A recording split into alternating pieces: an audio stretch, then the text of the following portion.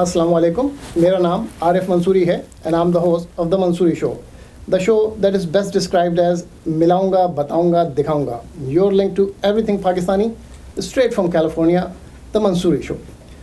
ناظرین, آج ہماری بہت خوش قسمتی ہے کہ پاکستان لنک کے آفیسز میں واقع ہمارے منصوری شو کے اسٹوڈیوز میں پاکستان کی ایک نہایت مشہور شخصیت موجود ہے جو کہ جناب جاوید احمد غامدی صاحب ہیں. سب سے پہلے تو میں جاوید صاحب آپ کو اپنے پروگرام میں خوش آمدید کہوں گا. بہت شکریہ.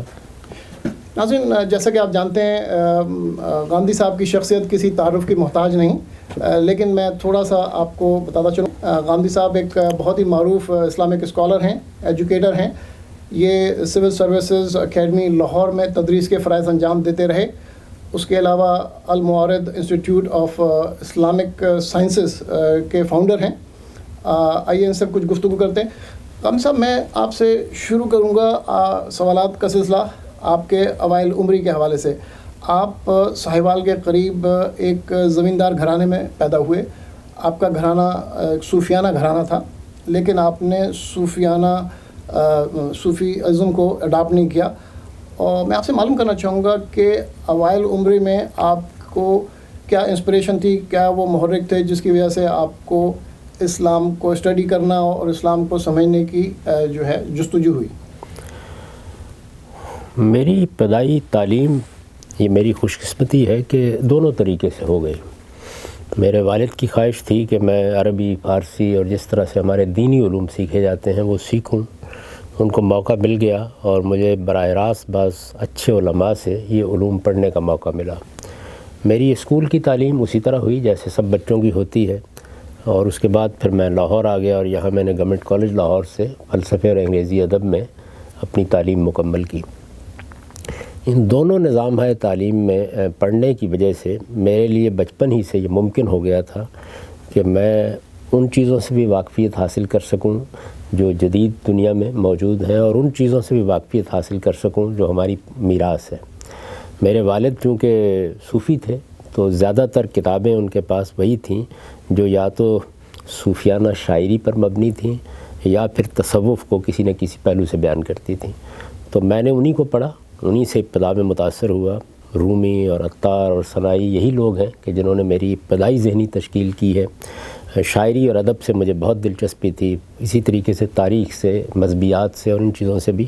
لیکن اس وقت اس دلچسپی کی نوعیت خالصتاً علمی تھی, یعنی اس کو آپ مذہبی دلچسپی نہیں کہہ سکتے. میں جس طرح تاریخ کو پڑھتا تھا, ادب کو پڑھتا تھا, شاعری کو پڑھتا تھا, بالکل اسی طریقے سے مذہبیات کا مطالعہ بھی کرتا تھا.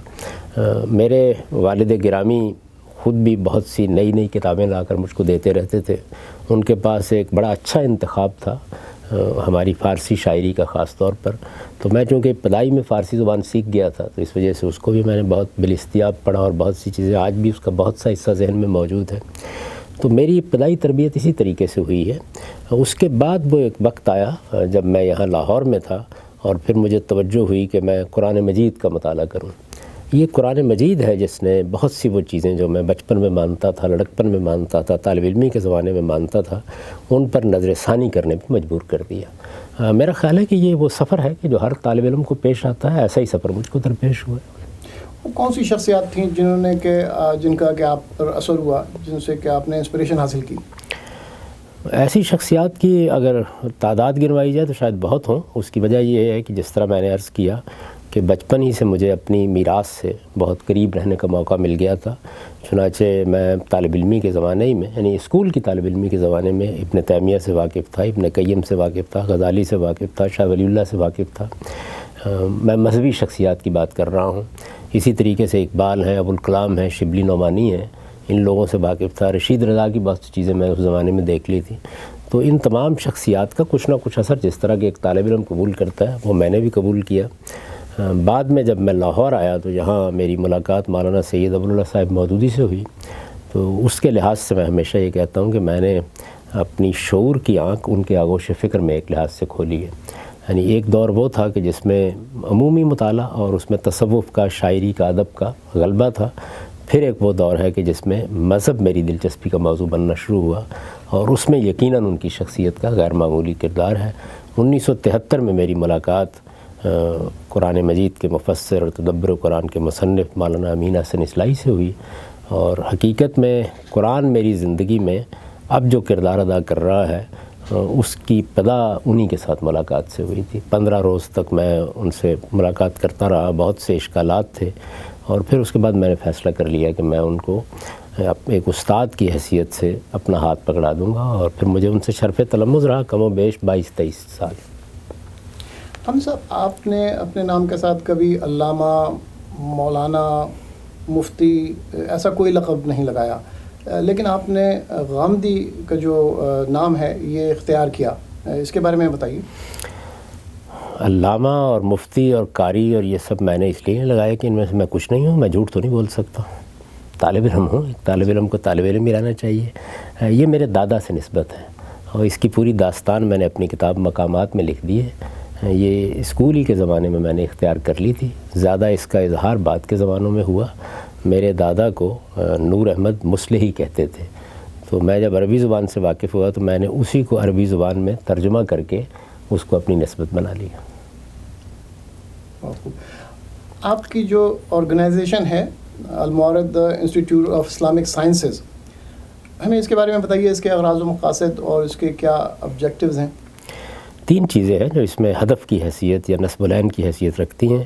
ایک یہ کہ مسلمانوں میں آزادانہ تحقیق کا ماحول نہیں رہا، لہذا آزادانہ تحقیق کو نہ صرف یہ کہ زندہ کیا جائے، اس کو معاونت فراہم کی جائے، سپورٹ کیا جائے، جو لوگ یہ کام کرنا چاہیں انہیں سہولتیں فراہم کی جائیں، انہیں فیسیلیٹیٹ کیا جائے۔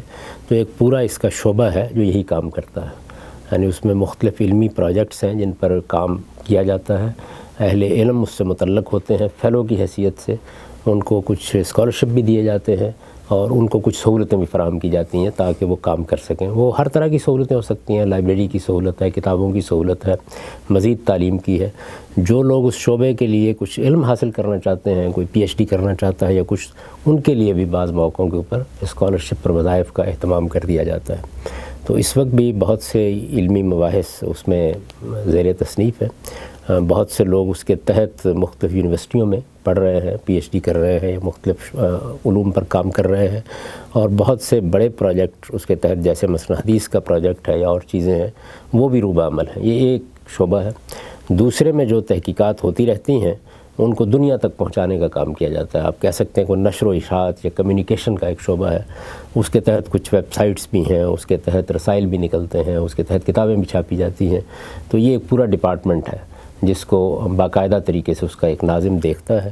اور تیسرے کا تعلق ایجوکیشن سے ہے، یعنی لوگوں کو مذہبیات کی تعلیم دی جائے۔ اس میں کنسنٹریشن اس پر ہوتی ہے کہ مذہب کو علم کے طور پر سکھایا جائے، ان کو یہ معلوم ہو کہ وہ کس دین کو مانتے ہیں، اس کے پیچھے کیا ریزنز ہیں، انہوں نے جو کچھ قبول کیا اس کی تاریخ کیا ہے، اس میں اگر کچھ اختلافات ہیں یا انٹرپریٹیشن کی یا تعبیر کی کچھ چیزیں ہیں تو وہ کیسے پیدا ہوئی ہیں، ان کا ایک شعور دیا جائے۔ اس کی مختلف سطح ہے، یعنی بچوں کی تعلیم کا بندوبست ہے، بڑوں کی تعلیم کا بندوبست ہے، اور جو لوگ دین کے عالم ہیں ان کو مزید آگے بڑھانے کے لیے بہت سے کورسز اس میں ہوتے رہتے ہیں۔ اس کے مختلف ادوار ہیں جو گزرے ہیں۔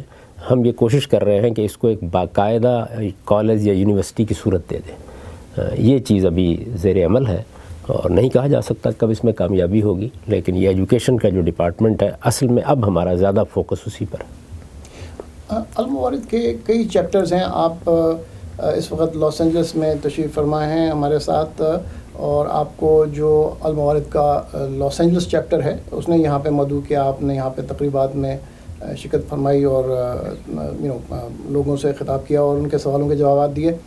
الموارد اب کتنے ممالک میں ہے اور فیوچر پلانز کیا ہیں اس حوالے سے؟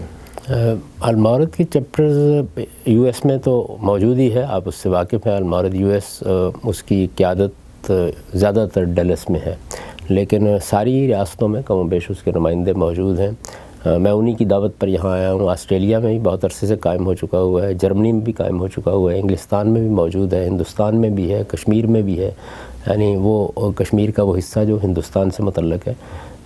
تو بہت سے ممالک میں اس کی چیپٹرز قائم ہوئے ہیں، وہ لوگوں نے قائم کیے ہیں، ہماری طرف سے کوئی بہت اہتمام اس میں نہیں ہوا۔ اپنے طور پر جو لوگ اس فکر سے متاثر ہوئے انہوں نے ایک چھوٹی سی آرگنائزیشن قائم کر لی، شروع میں ان کا کچھ تعلق رہا۔ المورد کا نظام اس طرح کا ہے کہ المورد گلوبل یہ گویا ایک مرکزی ادارہ ہے جس کے مختلف شعبوں کا میں نے ذکر کیا، اور پھر وہ لوگ کہ جو آگے اس کے پیغام کو لوگوں تک پہنچانا چاہتے ہیں یا ایجوکیٹ کرنا چاہتے ہیں اس کی چیپٹرز قائم کر لیتے ہیں۔ دنیا میں ایک اندازے کے مطابق 6 بلین حضرات رہتے ہیں، اور مسلمانوں کی تعداد دنیا میں تقریباً 1.8 بلین ہے۔ تقریباً 1/3 جو آبادی ہے دنیا کی وہ مسلمان ہیں، اور تقریباً 1/4 جو ممالک ہیں دنیا کے ان میں مسلمان اکثریت میں ہیں۔ لیکن پچھلے صدی یا 2 صدی جو ہیں ہم نے دیکھا ہے کہ مسلمان جو ہیں وہ ایک انحطاط کا شکار ہیں، زبوں حالی کا شکار ہیں، اور اس کا جو سبب ہے شاید ایک یہ بھی ہے کہ مسلمان جو ہیں وہ یکجا نہیں ہیں۔ مسلمان جو ہیں وہ بریلوی، اہل سنت، اہل حدیث، شیعہ، سنی، اور بہت سارے، علامہ اقبال کا ایک شعر ذہن میں آتا ہے کہ یوں تو سید بھی ہو، مرزا بھی ہو، افغان بھی ہو، تم سبھی کچھ ہو، بتاؤ کہ مسلمان بھی ہو۔ کیا یہ وجہ ہے مسلمانوں کے انحطاط کی؟ کیا یہ علماء کے، اس کا قصور کیا علماء ہیں یا حکمراں ہیں یا بیرونی عناصر ہیں؟ یہ دنیا میں جو قوموں کے عروج و زوال کا قاعدہ ہے اس کا اگر آپ مطالعہ کریں تو یہ واضح ہوتا ہے کہ اللہ تعالیٰ اپنی حکمت کے تحت قوموں کو موقع دیتا ہے، وہ دنیا کے اسٹیج پر نمودار ہوتی ہیں، اپنا کردار ادا کرتی ہیں۔ اگر وہ علم اور اخلاق کے لحاظ سے برتری پیدا کر لیں تو اپنے منصب پر قائم رہتی ہیں، اگر علم اور اخلاق کے لحاظ سے پستی میں گر جائیں تو لازماً مٹا دی جاتی ہیں۔ یہ ایک غیر متبدل قانون ہے، یہ ہمیشہ سے چلا آ رہا ہے۔ تو میرے نزدیک جو بنیادی وجہ ہے وہ یہی ہے، یعنی مسلمان علم میں پچھڑ گئے ہیں، بہت پیچھے رہ گئے ہیں۔ پچھلے 500 سال سے اگر آپ دیکھیں تو مسلمان قوموں کا علم میں کوئی خاص کنٹریبیوشن نہیں ہے۔ یعنی دنیا میں جو کچھ یافس کی اولاد نے یا مغربی قوموں نے دنیا کو دیا ہے وہی ہے جس سے ہم سب فائدہ اٹھا رہے ہیں۔ سائنسی علوم میں جتنی کچھ ترقی ہوئی ہے اس سے آپ بھی واقف ہیں، اس کی تاریخ سے بھی واقف ہیں۔ مغرب میں رینیسنس ہوا، اس میں ریفارمیشن کی تحریک چلی، اس کے بعد ایک انڈسٹریل ریولوشن نے ایک نئی دنیا پیدا کر دی۔ اب تو ہم اس دور میں جی رہے ہیں کہ جس میں شاید کہا جا سکتا ہے کہ دنیا کا سب سے بڑا انقلاب انفارمیشن ٹیکنالوجی کی صورت میں آ گیا ہے۔ مسلمان اس میں بہت پیچھے رہے ہیں، یعنی وہ استفادہ تو کر رہے ہیں ان سب چیزوں سے، لیکن اس میں ان کا کوئی خاص کردار نہیں رہا پچھلے سارے عرصے کے دوران میں۔ اس کی بہت بڑی وجہ یہ تھی کہ دنیا میں اگر آپ علم کی تاریخ پڑھیں تو علم کی ابتدا حقیقت میں ما بعد طبیعیاتی علوم سے ہوئی تھی۔ فلسفے کی بھی ساری دلچسپی کا موضوع سقراط، افلاطون، دیکارت کے زمانے تک کم و بیش یہی صورتحال تھی۔ مسلمان اسے نکل نہیں سکے، یعنی طبعی علوم کے ساتھ ان کی دلچسپی اس طرح کی نہیں ہو سکی۔ ان کے ہاں آج بھی اگر آپ دیکھیں تو پچھلی صدی میں بھی جو بڑے بڑے لوگ آپ کو نظر آئیں گے یا وہ تصوف سے متعلق ہوں گے یا فلسفے سے متعلق ہوں گے۔ ہمارے ہاں جو آخری بڑے آدمی سمجھے جاتے ہیں وہ علامہ اقبال ہیں، آپ غور کریں تو ان کی دلچسپی کا موضوع بھی یہی ہے۔ تو طبعی علوم سے ہمارے ہاں ذہین لوگوں کی دلچسپی اس طرح کی نہیں ہوئی، جبکہ دنیا میں فیصلہ کن ہمیشہ طبعی علوم ہوتے ہیں۔ اگر آپ کو ایک ہنر آتا ہے، آپ دنیا کی حقیقتوں کو سمجھ سکتے ہیں تو اس کے کچھ نتائج نکلتے ہیں۔ تو فلسفے اور تصوف کے مباحث جن کی در حقیقت مسلمانوں کو کوئی خاص ضرورت بھی نہیں تھی، اس لیے کہ ان کے پاس اللہ کی کتاب موجود تھی اور وہ ان مباحث کے بارے میں ایک فیصلہ دے چکی تھی، وہ علم و عقل کے ہر معیار پر پورا اترتا ہے، لیکن ان کی دلچسپی انہی علوم سے رہی، طبعی علوم سے زیادہ دلچسپی نہیں ہوئی۔ دوسرے یہ ہے کہ قرآن مجید جو مذہبی لحاظ سے ان کو تمام انتشار سے نکال کے ایک وحدت بنا سکتا تھا، وہ ان کے علم اور عمل دونوں کا محور نہیں ہے۔ تو یہ 2 چیزیں ہیں میرے نزدیک جو اس کا باعث بنی ہیں۔ اس کا ایک لازمی نتیجہ یہ نکلا ہے کہ وہ اخلاقی لحاظ سے بہت پست ہو گئے ہیں۔ یہ حقیقت ہے کہ مسلمانوں کو اگر آپ دیکھیں تو دنیا کے اندر جو اعلیٰ اخلاقیات سمجھی جاتی ہیں، یعنی ہم کسی کی حق تلفی نہیں کریں گے، کسی کی جان مال آبرو کے خلاف زیادتی نہیں کریں گے، ہم عدل سے کام لیں گے، انصاف سے کام لیں گے، احسان کے علمبردار بن کر رہیں گے، دنیا ہم سے سچائی سنے گی، ہم دیانت کے ساتھ زندگی بسر کریں گے، یہ چیزیں بالکل مفقود ہو کے رہ گئی ہیں۔ تو اخلاقی لحاظ سے جب کسی قوم میں پستی پیدا ہو جائے اور علمی لحاظ سے وہ پچھڑ جائے تو پھر وہ دنیا کے اسٹیج میں اسی حالت کو پہنچ جاتی ہے جس کو اس وقت مسلمان قومیں پہنچی ہیں۔ میں یہ سمجھتا ہوں کہ اس کو بہت زیادہ تشویش کی نظر سے اس لیے دیکھنا چاہیے کہ یہ خدا کا ایک غیر متبدل قانون ہے، قومیں اسٹیج پر آتی ہیں واپس جاتی ہیں۔ اسلام کا اس سے کوئی تعلق نہیں ہے، اسلام ایک پیغام ہے، ایک میسج ہے، وہ کسی مسلمان قوم کی میراث نہیں ہے، نہ عربوں کی میراث ہے نہ عجم کی میراث ہے، وہ ایک پیغام ہے خدا کا، اس کی کتاب موجود ہے، وہ دنیا کی اقوام تک پہنچنا چاہیے، وہ اپنی دعوت لے کے جائے گا۔ ہو سکتا ہے کہ آج کے دنیا کی جو قومیں ہیں وہ اس کو قبول کر لیں، بدقسمتی سے اس کے راستے میں سب سے بڑی رکاوٹ خود ہم بن گئے ہیں، ورنہ وہ تو اپنا راستہ خود نکال لیتا۔ آپ کو معلوم ہے کہ اقبال نے جس زمانے میں یہ چنگیز خان کی اولاد حملہ آور ہوئی ہے تو اس پر تبصرہ کیا تھا کہ پاسباں مل گئے اس کعبے کو صنم خانے سے، ہے یہاں فتنہ تاتار کے افسانے سے۔ تو آپ نے دیکھا کہ وہی ترک جو تاخت و تاراج کرنے کے لیے آئے تھے، جنہوں نے بغداد کے آخری خلیفہ کو ٹاٹ میں باندھ دیا تھا، وہی مسلمانوں کی امیدوں کا مرکز بن گئے۔ تو کچھ نہیں کہا جا سکتا کہ دنیا کے اندر اسلام اپنی طاقت کے ساتھ کس کس دل کو تسخیر کر لے۔ مسلمان قومیں البتہ میرا احساس ہے کہ دنیا کے اسٹیج پر اپنا وقت پورا کر چکی ہیں۔ ہم سب آپ کے فالوورز، آپ کے چاہنے والے تمام دنیا میں لاکھوں کروڑوں کے حساب سے ہیں، اور یقیناً آپ کا جو میسج ہے، جو ماڈریشن کا اسلام میں، وہ بہت اپیلنگ ہے آپ کے فالوورز کو۔ لیکن پاکستان میں کافی علماء جو ہیں وہ آپ کے مخالف بھی ہیں، اور آپ جو ہیں وہ پچھلے کئی سالوں سے جو ہے وہ جلا وطنی کی زندگی ملیشیا میں گزار رہے ہیں، اور اس کا سبب جو ہے وہ لائف تھریٹس اور اس طرح سے جو آپ کو اور آپ کے جو رفقا ہیں ان کو جو نقصان پہنچایا گیا اور ان کی جانی نقصان ہوا، تو اس کے سبب آپ جو ہے وہ ملیشیا میں رہائش پذیر ہیں۔ میں آپ سے معلوم یہ کرنا چاہوں گا کہ آپ کے اوپر کئی جو ہے وہ آپ کے مخالفین جو ہیں وہ جو ہے الزامات لگاتے ہیں، ان میں کچھ تو بہت بیسک ہیں، اور معذرت کے ساتھ میں آپ کو مینشن کروں کہ جیسے کہ آپ کے بارے میں حضرات کہتے ہیں کہ آپ عالم دین اپنے آپ کو ریپرزینٹ کرتے ہیں اور آپ دین کی تعلیم دیتے ہیں، لیکن آپ نے خود کبھی فارمل طور پہ دین کی تعلیم حاصل نہیں کی، اور اس کے علاوہ آپ کی وضاقتہ پہ بھی اعتراض ہے کہ جو آپ جو کہ ایک ٹریڈیشنل اسلامک وضاقتہ ہے اس کو فالو نہیں کرتے، داڑھی آپ کی نہیں ہے اور ٹوپی بھی آپ نہیں پہنتے، تو اور اس کے علاوہ پھر ایکسٹریم پہ یہ بھی ہے کہ آپ جو ہیں وہ اسلام میں نئی اختراع جو ہیں وہ نئے ایڈیشنز کر رہے ہیں، جس کی وجہ سے فتنہ اور شر کا سبب بن رہے ہیں۔ میں آپ سے اس سوال کا جواب چاہوں گا، لیکن ہمارے پروگرام میں وقت ہوا ہے ایک چھوٹے سے وقفے کا، دیکھتے رہیے، we will be right back.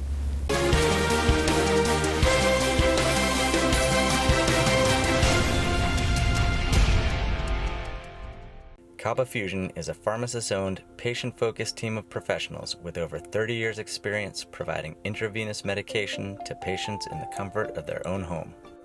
Founded by Dr. Sohail Masood, Kaba Fusion has 7 state-of-the-art pharmacies located across the country. Visit us at kabafusion.com to learn more about the benefits of in-home infusion therapy.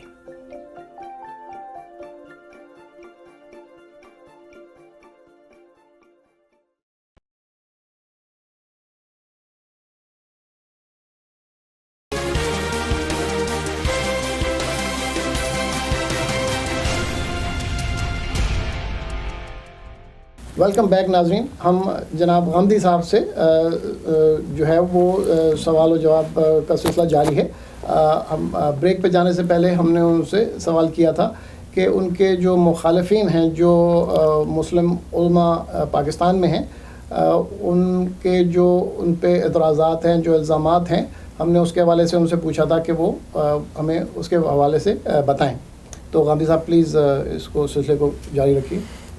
ہمارے ہاں جو لوگ دین کے عالم بنتے ہیں، اس کے جب سے مسلمانوں کے اندر علم دین کی روایت قائم ہوئی ہے، 2 طریقے رہے ہیں۔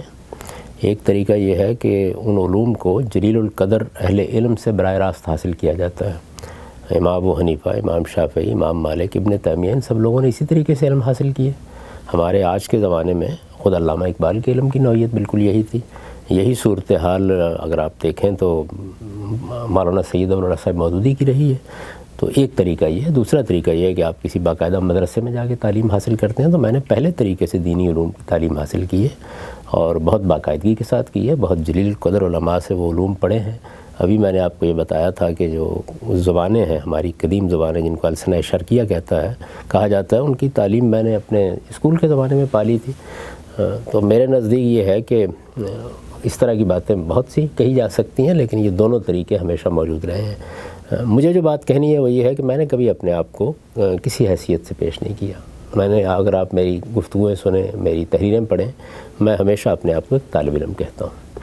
ایک طالب علم کی حیثیت سے میں دین پر گفتگو کرتا ہوں. جو چیز میرے نزدیک دلیل کی بنیاد پر محکم ہوتی ہے وہ پیش کر دیتا ہوں.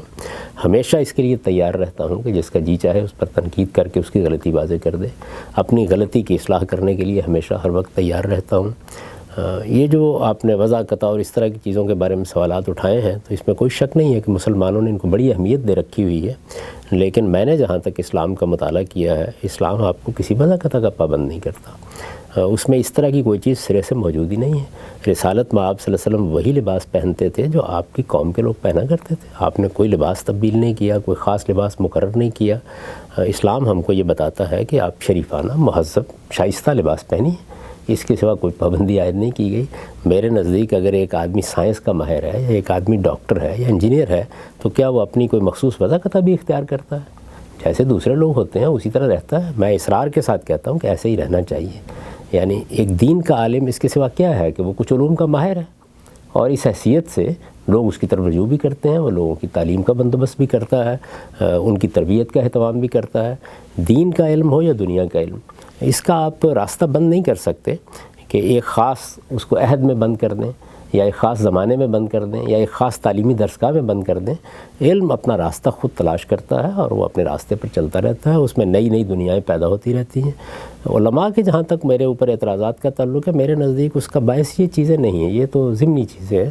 اس کی بڑی وجہ یہ ہے کہ ان کے ہاں جو مذہبی فکر ہے، دیکھیے ایک چیز ہے مذہب، وہ اللہ کا دین ہے. اللہ کے دین میں نہ میں کوئی تبدیلی کر سکتا ہوں نہ وہ کر سکتے ہیں. وہ قیامت تک کے لیے اللہ کی ہدایت ہے. لیکن اس دین کی انڈرسٹینڈنگ سے یا اس کو سمجھنے سے، آپ کہہ سکتے ہیں کہ اس کے سورسز کو سمجھنے سے، جیسے قرآن ہے، سنہ ہے، حدیث ہے، اس کی بنیاد پر ایک مذہبی فکر وجود میں آیا ہے. اس مذہبی فکر کی بعض بنیادی چیزوں کو میں نے چیلنج کیا، تو اس وجہ سے ان کا غصہ بجا ہے. مجھے اس کے اوپر کسی رد عمل کا اظہار نہیں کرنا ہوتا. میں ہمیشہ ان کا شکر گزار رہتا ہوں کہ وہ تنقید کرتے ہیں. اس سے مجھے بہت سی چیزوں پر دوبارہ غور کرنے کا موقع ملتا رہتا ہے. میں آپ سے معلوم کرنا چاہوں گا کہ اسلام میں اجتہاد کا جو کانسیپٹ ہے، بلکہ میں آپ سے معلوم کرنا چاہوں گا کہ قرآن جو ایک ایسی کتاب ہے جس کے بارے میں کہ گارنٹیڈ ہے کہ قیامت تک اس میں کوئی تبدیلی نہیں ہونے والی. وہ وہی قرآن ہے جو کہ افریقہ سے امریکہ اور ایشیا سے یورپ ہر شخص وہی قرآن پڑھ رہا ہے. آپ نے بھی وہی قرآن پڑھا اور انہی آیات کو کوٹ کر کے جہاد کی ڈیفینیشن آپ نے بتائی کہ اس میں کسی انڈیویجول کی ذمہ داری نہیں ہے، بلکہ یہ ایک اسٹیٹ کی ذمہ داری ہے، ایک اجتماع کی ذمہ داری ہے. لیکن وہی قرآن پڑھ کے جو گروپس ہیں، جس طرح داعش ہے، آئسس ہے، القاعدہ ہے، طالبان ہیں، یہ وہی قرآن پڑھ کے اور انہی آیت کو کوٹ کر کے ایک ایگزیکٹلی اپوزٹ جو اس کا کانسیپٹ ہے جہاد کا لے کر آئے ہیں. میں آپ سے معلوم کرنا چاہوں گا کہ کیا یہ ممکن ہے کہ آپ ایک نیک نیتی کے ساتھ ایک ہی کتاب، ایک ہی جو آیات بھی تقریباً وہی ہیں جو کہ وہ کوٹ کر رہے ہیں، اور اس قدر ڈفرنٹ جو ہے میننگ، یہ کیسے پاسبل ہے؟ یہ اس میں کوئی اختلاف سرے سے ہے ہی نہیں. مسلمانوں کے پورے علم کا ہمیشہ اس پر اتفاق رہا ہے. تمام ائمہ فقہ اس پر متفق رہے ہیں کہ 5 چیزیں ایسی ہیں جن کا تعلق ریاست سے ہے. یہ میری کوئی منفرد رائے نہیں ہے اس معاملے میں. آپ جس صاحب علم کو بھی اٹھا کر پڑھیں گے وہ آپ کو یہی بتائے گا. بہت وضاحت کے ساتھ پرانے اہل علم نے بھی یہ بات بیان کر دی ہے کہ جہاں تک تعزیرات کا تعلق ہے، سزاؤں کا تعلق ہے، ایسا نہیں ہو سکتا کہ عام آدمی اٹھ کر کسی کو سزا دینا شروع کر دے. عدالتی کارروائی ہوگی، وہ ریاست سے متعلق چیزیں ہیں. قرآن مجید نے بعض جرائم کی سزائیں بیان کی ہیں. ان سزاؤں میں بھی کہیں لکھا ہوا نہیں ہے کہ یہ سزائیں ریاست سے متعلق ہوں گی، لیکن سارے مسلمانوں کے علم نے ہمیشہ یہی سمجھا ہے. تو اس وجہ سے اس کے لیے ایک تعبیر یا اصطلاح اختیار کی جاتی ہے ہماری فقہ میں، اس کو کہتے ہیں موقول الی السلطان. یعنی یہ ریاست یا سلطان یا بادشاہ یا حکمران سے متعلق ہیں یہ چیزیں، وہی اس کا فیصلہ کرے گا. انہی میں ایک چیز جہاد بھی ہے. اور اس کے بارے میں کبھی کوئی اختلاف نہیں رہا۔ اصل میں یہ حضرات جب اس کام کے لیے اٹھے ہیں تو انہوں نے مختلف تعویلیں اپنے علماء کی باتوں کی ہیں۔ مثلا میں مثال سے عرض کرتا ہوں کہ جب انہوں نے یہ اصول بیان کر دیا، قدیم علماء نے بھی، ابو حنیفہ، شافعی، مالک سب اسی کے قائل ہیں، جب انہوں نے یہ اصول بیان کر دیا کہ یہ ریاست سے متعلق یا حکومت سے متعلق چیزیں ہیں، تو کچھ آپ جانتے ہیں کہ استثنائی سوالات پیدا ہوتے ہیں۔ مثلا مسلمانوں کی کسی حکومت پر حملہ ہو گیا ہے، ریاست کو خبر نہیں پہنچی، آج کا زمانہ تو نہیں تھا، تو جو سرحدوں کے قریب لوگ ہیں کیا وہ خود دفاع کر سکتے ہیں؟ تو اس طرح کے جو انہوں نے بعض مثالیں دی تھیں کہ جس میں لوگوں کو خود بھی اقدام کرنے کا حق حاصل ہو جاتا ہے، ان کو بنیاد بنا کر یہ حضرات اپنے استدلال کی عمارت قائم کرتے ہیں، ورنہ اس معاملے میں میرے اور قدیم علماء کے نقطہ نظر میں اصول کے لحاظ سے کوئی فرق نہیں ہے، ایک ہی نقطہ نظر ہے۔ میں آپ سے شریعہ کے بارے میں معلوم کرنا چاہوں گا۔ شریعہ لا، مغربی ممالک میں شریعہ لا ایک بہت بڑا ہوا ہے، جو کہ یہ جو مغربی ممالک کے جو میڈیا ہے خاص طور پہ وہ اس کو ایسے پریزنٹ کرتا ہے کہ بھائی مسلمانوں پہ ذرا نظر رکھو، کیونکہ اگر ان کو موقع ملا تو یہ ہر ملک پہ شریعہ قانون کا نفاذ کر دیں گے۔ حالانکہ حقیقت یہ ہے کہ شریعہ جو ہے ہمارے 50 ممالک جو کہ اسلامک اکثریت ہے جہاں پہ، ان میں سے صرف 2 سعودی عرب اور ایران میں صحیح معنوں میں شریعہ لا۔ میں چاہوں گا کہ آپ ہمیں یہ بتائیے کہ ہم جو مغربی ممالک کے باشندے ہیں ان کو شریعہ کے بارے میں کیا بتا سکتے ہیں؟ یہ بات یہ ہے کہ ہر ملک جب بھی اپنی ریاست یا اپنی حکومت کی شکل اختیار کر لیتا ہے تو وہ کوئی قانون سازی کرتا ہے۔ اس قانون سازی کی بنیادیں کامن لا میں بھی ہوتی ہیں، عام جو قواعد انسان نے مرتب کیے ہیں، اگر آپ قانون کی کتابیں پڑھیں تو ان پر بھی ہوتی ہے، کسی سوسائٹی کے رسم رواج اور عرف پر بھی ہوتی ہے۔ ہمیں اللہ تعالیٰ نے قرآن مجید میں اور پیغمبروں کی وساطت سے کچھ معاملات میں کچھ قوانین دیے ہیں، تو جہاں مسلمانوں کی اکثریت ہوگی وہ ان قوانین کی پابندی کرتے ہیں اور کریں گے۔ آپ یہ دیکھیے کہ جب انگریز آئے تھے ہندوستان میں تو انہوں نے بھی بہت سے وہ قوانین جن کا تعلق شخصی معاملات سے تھا، ان میں مسلمانوں کے قانون ہی کا نفاذ ان کے اوپر کیا۔ یعنی اگر کوئی نکاح کا مسئلہ پیش آ گیا ہے، طلاق کا مسئلہ پیش آ گیا ہے، وراثت کا مسئلہ پیش آ گیا ہے، تو عام طور پر وہی فیصلے اسی طریقے سے کیے گئے۔ اس میں نہ کوئی خوفزدہ ہونے کی چیز ہے، نہ کوئی ڈرنے کی چیز ہے۔ اللہ تعالیٰ نے جو احکام مسلمانوں کو دیے ہیں، مجھے اگر نماز پڑھنے کا حکم دیا، روزہ رکھنے کا حکم دیا، تو اس کا غیر مسلموں سے کیا تعلق ہے؟ وہ مسلمان ہوں گے تو ان قانون کی پابندی کر لیں گے۔ پھر جس کو آپ شریعت کہتے ہیں اس کا ایک بہت بڑا حصہ شخصی ہے، یعنی نکاح مجھے کرنا ہے، اس کا فیصلہ مجھے کرنا ہے، کیسے کرنا ہے کیسے نہیں کرنا۔ طلاق مجھے دینی ہے، اس کے لیے میرے لیے ایک قانون ہے۔ میراث میری ہے، اس کو تقسیم ہونا ہے، اس کے لیے ایک قانون ہے۔ تو شخصی قانون ہے بہت بڑا حصہ۔ وہ چند چیزیں ہیں جن کا تعلق پبلک لا سے ہے۔ آپ کہہ سکتے ہیں کہ اس میں چند جرائم کی سزائیں ہیں، وہ صرف مسلمانوں کے لیے ہیں، مسلمانوں ہی پر وہ نافذ کی جا سکتی ہیں، اور ان کے نفاذ کے لیے بھی ضروری ہے چونکہ وہ انتہائی سزائیں ہیں۔ تو مجرم کے بارے میں یہ دیکھا جائے کہ وہ کسی لحاظ سے بھی کسی رعایت کا مستحق تو نہیں ہے، اس کا اسلامی شعور کیسا تھا، واقعتاً اس نے اللہ کو مان کر، اللہ کے پیغمبروں کو مان کر اس جرم کا ارتکاب کیا ہے۔ تو یہ بہت سے شرائط اور بہت سے حدود ہیں۔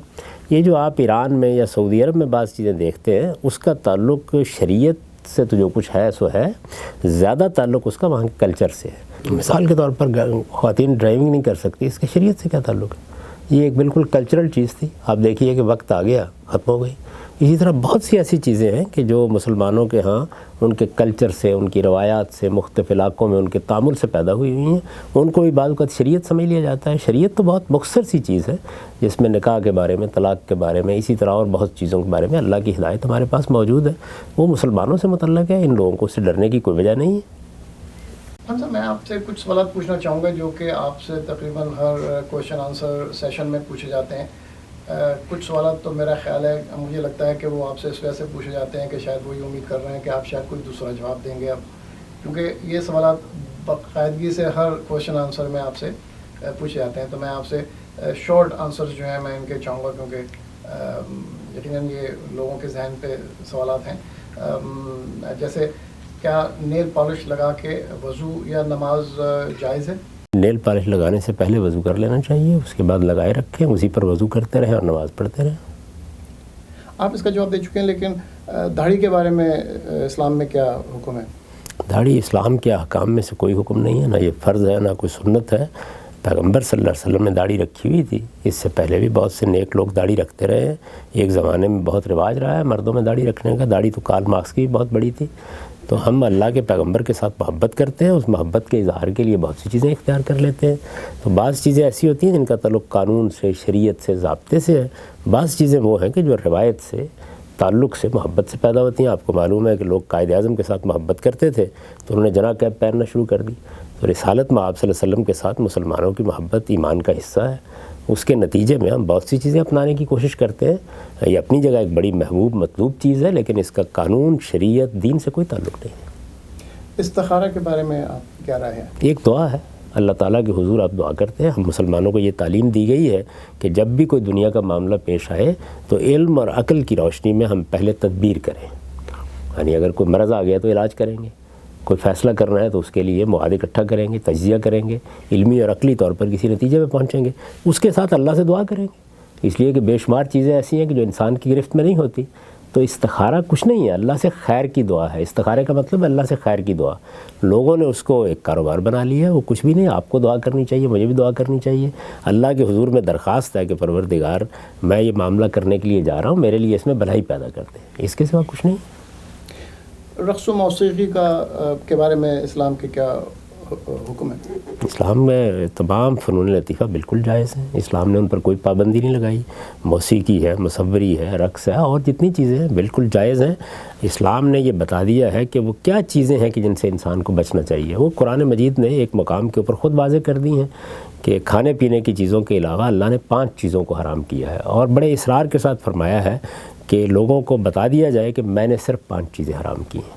وہ 5 چیزیں کیا ہیں؟ بدکاری کو حرام کیا ہے، حق تلفی کو حرام کیا ہے، اللہ تعالیٰ نے کسی کی جان، مال، عزت کے خلاف کسی اقدام کو حرام کیا ہے، شرک کو حرام کیا ہے، اپنی طرف سے دین بنا کر حرام حلال لوگوں کو کہنے کو حرام کیا ہے۔ یہ 5 چیزیں حرام ہیں۔ یہ موسیقی میں پائی جائیں گی، اس پر بھی تنقید کی جائے گی۔ یہ شاعری میں پائی جائیں گی، اس پر بھی تنقید کی جائے گی۔ مولانا الطاف حسین حالی خود شاعر تھے، شاعروں کے بارے میں یہ کہتے ہیں کہ گناہ گار وہاں چھوٹ جائیں گے سارے، جہنم کو بھر دیں گے شاعر ہمارے۔ تو ظاہر ہے کہ وہ شاعری پر تبصرہ نہیں کرتے بلکہ وہ اس کانٹینٹ پر تبصرہ کر رہے ہیں۔ تو کانٹینٹ اب ہم گفتگو کر رہے ہیں، بات چیت کر رہے ہیں، اس میں فوش گوئی شروع کر دیں تو اس پر بھی تنقید کی جائے گی۔ تو اللہ تعالیٰ نے یہ بات واضح کر دی ہے کہ حرام صرف 5 چیزیں ہیں اور کوئی چیز حرام نہیں ہے۔ وہ کسی چیز میں بھی اگر موجود ہوں گی تو لوگوں کو توجہ دلائی جائے گی کہ وہ ایک برا کام کر رہے ہیں۔ حجاب کے بارے میں کیا حکم ہے؟ حجاب اور پردے کے الفاظ ہی قرآن و حدیث میں موجود نہیں ہیں۔ اللہ تعالیٰ نے مردوں اور عورتوں کے ملنے کے آداب بتائے ہیں، وہ آداب سورہ نور میں بیان ہو گئے ہیں۔ وہ 3 چیزیں ہیں جو بیان کی گئی ہیں۔ جب بھی عورتوں مردوں کو آپس میں ملنا ہو، گھروں میں، باہر، دفتر میں، فیکٹری میں، کسی جگہ پر بھی، تو ان کو چاہیے کہ اپنی آنکھوں میں حیا رکھیں، آنکھوں میں شریفانہ نگاہیں ہونی چاہیے۔ دوسرے یہ کہ اپنی شرمگاہوں کی حفاظت کریں، اس لیے کہ اسلام میں اس چیز کو بڑی اہمیت دی گئی ہے۔ ظاہر ہے اس میں کچھ لباس بھی اچھا پہننا ہوگا اور چیزیں بھی ہوں گی۔ اور تیسری چیز عورتوں کو کہی گئی ہے کہ انہوں نے چونکہ بناؤ سنگار کرنا ہوتا ہے، زینت کرنی ہوتی ہے، تو وہ اس میں اپنے سر اور اپنے چہرے اور ہاتھ پاؤں کے سوا باقی جسم کے اعضاء کو ڈھانپ کر رکھیں۔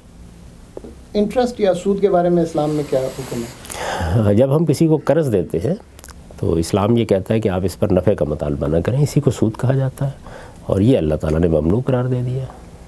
تو سود کا لینا اور دینا دونوں ناجائز؟ نہیں، لینے میں تو آپ کسی کا مال غلط نہیں لے رہے ہوتے، یعنی یہ کیوں ممنوع قرار دے دیا ہے؟ اس لیے کہ آپ دوسرے پر ظلم نہ کریں۔ آپ نے اس کو قرض دیا ہے، قرض دے کر اس سے زائد آپ جب مانگتے ہیں تو یہ اس پر زیادتی ہو جائے گی۔ تو لینے والا کیا زیادتی کر رہا ہے؟ وہ تو اپنا جائز کمایا ہوا پیسہ دے رہا ہوتا ہے۔ تو اس لیے میرے نزدیک سود کھانا ممنوع ہے، سود لینا حرام ہے۔ بس قرآن مجید نے اسی پہ گفتگو کی ہے۔ قرآن مجید بالکل واضح ہے، آپ سورہ بقرہ کے آخر میں پڑھ کے دیکھ لیں، اس میں جن لوگوں کو مقروض کر کے ان سے سود لیا جا رہا ہے ان کو تو مظلوم کہا ہے اللہ تعالیٰ نے۔ تو اس وجہ سے اس میں تو کوئی سوال ہی نہیں۔ علامہ اقبال کا ایک شعر ہے، منفعت ایک ہے اس قوم کی، نقصان بھی ایک ہی اس کا نبی، دین بھی، ایمان بھی ایک، حرم پاک بھی، اللہ بھی، قرآن بھی ایک، کچھ بڑی بات تھی ہوتے جو مسلمان بھی ایک۔ کیا آپ امت مسلمہ کو یکجا ہوتے ہوئے دیکھ رہے ہیں مستقبل قریب میں، اور کیا اس کو ہاؤ از اٹ پاسبل؟ میں تو چاہتا ہوں پوری انسانیت متحد ہو جائے، ہر آدمی کی یہی خواہش ہوگی، مسلمان متحد ہوں، ان کے اندر وحدت پیدا ہو، ان کے مقاصد یکساں ہوں، کیونکہ جیسے جیسے انسانوں کے مابین تفریق کم ہوتی ہے اس سے انسانیت کا بھلا ہوتا ہے۔ میرا نقطہ نظر تو یہ ہے کہ دنیا میں یہ حکومتوں کی تفریق بھی اب کم ہونی چاہیے اور عالمی حکومت کی طرف بڑھنا چاہیے. تو یہ خواہش ضرور ہے، لیکن یہ کہ یہ کہیں پوری ہوتی نظر آ رہی ہے، بظاہر اس کے کوئی امکانات نہیں. اب سر میں آپ سے پوچھنا چاہوں گا کہ آپ ہمارے پروگرام کے توسط سے مسلمانوں کو خاص طور پہ ہماری جو یوتھ ہے، جو ہماری ینگ جنریشن ہے، اس کو کیا میسیج دینا چاہیں گے؟ ایک ہی لفظ میں، اور وہ یہ کہ مسلمانوں کا بنیادی مسئلہ ان کی جہالت ہے. انہیں اپنی جہالت کے خلاف جنگ کے لیے اٹھ کھڑے ہونا چاہیے. وہ انہوں نے ہتھیار اٹھا رکھے ہوئے ہیں. اصل میدان جہالت کے خلاف جنگ کا ہے، اور جہالت کے خلاف جنگ علم کے ذریعے سے کی جاتی ہے. ان کے بڑوں کو، ان کے چھوٹوں کو، ان کے نوجوانوں کو، سب کو علم حاصل کرنا چاہیے. دنیوی علم انہیں دنیا میں کھڑے ہونے کے قابل کرے گا. انہیں اپنے مذہب کا بھی علم حاصل کرنا چاہیے. اس وقت مذہب بھی بڑے سے بڑے پڑھے لکھے آدمی سے آپ بات کر کے دیکھ لیں، اس کے لیے سنی سنائی باتوں کا ایک مجموعہ ہوتا ہے. تو ہم میں سے ہر شخص کو اپنے دین کا بھی علم حاصل کرنا چاہیے. یہ کوئی بڑی چیز نہیں ہے. میں کوئی دین کا عالم بننے کے لیے نہیں کہہ رہا، وہ اسپیشلائزیشن ہے، اختصاص ہے. اتنا علم ہر شخص کو حاصل کرنا چاہیے کہ وہ یہ جان سکے کہ اس کا دین کیا ہے، اس کے پیچھے کیا استدلال ہے، اس میں اختلافات اگر کوئی انٹرپریٹیشن تعبیر کے پیدا ہوتے ہیں تو کیوں پیدا ہوتے ہیں، اس میں صحیح راستہ اختیار کرنے کے لیے کیا کرنا چاہیے. اللہ کی کتاب کا علم ہونا چاہیے ہر مسلمان کو. تو میرے نزدیک بنیادی بات یہ ہے کہ ہم میں سے ہر شخص یہ سمجھے کہ ہمارے زوال، ہماری پستی کا باعث ہماری جہالت بن رہی ہے.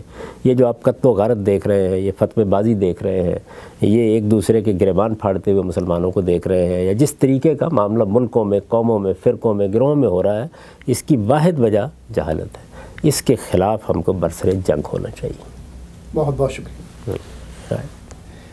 ناظرین، آپ نے غامدی صاحب سے ہماری گفتگو ملاحظہ فرمائی. امید ہے یہ پروگرام آپ کو پسند آیا ہوگا.